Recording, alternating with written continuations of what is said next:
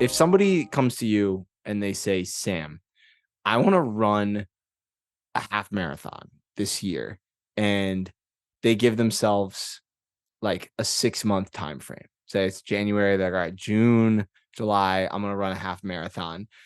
They maybe dabbled in it for a specific period of time. We're just gonna come up with this like avatar, right? We're gonna come up with this Yeah, fake perfect. avatar.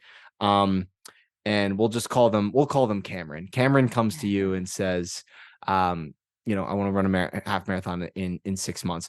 What are you going to like? How are you going to structure that in terms of like everything? Like, how would you go about that in terms of like from running to strength to nutrition? How are you going to progress them along throughout those 6 months? Yeah, that's a great question. I think the starting point for me is always your base pace, your base aerobic base fitness. So let's find out where Cameron is. Maybe we take the first month of just doing easy running, depending on, where they started. You start with 35, 45-minute easy runs. Let's see what's happening with your heart rate. Let's see what's happening with your cadence. See kind of how you're feeling at the pace that you're running. Are you conversational? Do you pretend that it's conversational, but you're actually running too fast all the time? So kind of establishing that for the first month is where I begin pretty much with every distance, depending on how much time I have to trade someone.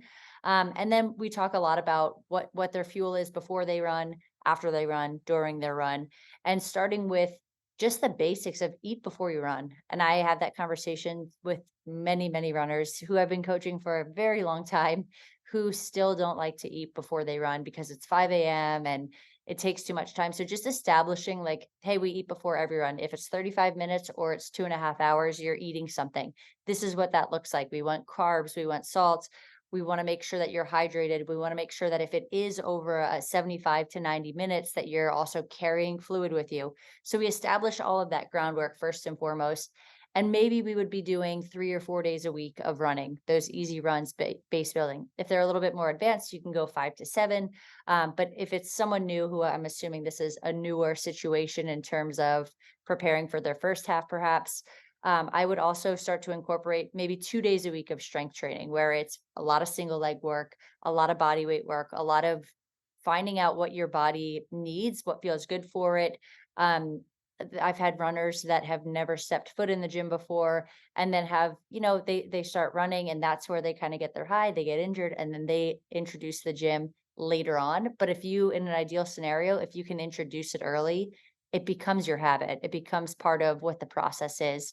I know even for me dealing with this current injury, I spent more hours in the gym in the past 6 weeks than I have over the past 4 years, just because it was like so dialed in. And if I can maintain even 2 or 3 days of that during my next cycle, like that's kind of ideal. So just kind of educating on the structure of how much we need to build your base, how long that takes to get there, knowing when we start adding in those speed work days, hill sessions, quality sessions is what they're kind of listed as, but doing 2 or 3 of those in a given week, maybe 2 of those, and then one with a targeted long run, and starting to build up month by month. So the first month, maybe we just have 2 quality sessions of some light speed to find out, can you actually control your pace? And then we start to add some, hey, I want you to reach a little bit for this, but I want you to be in control of your pace. And then lots of hill work to start to develop some power and speed without the impact of doing track work or speed work on the road. And then the long runs, that's again, we have aerobic base. We just build those up over time. And then we start introducing some of the speed work or speed play into the long runs. And really that pattern goes through the race. So if we take 1 month to build, month two to start to introduce it, month three, we add a little bit more of it.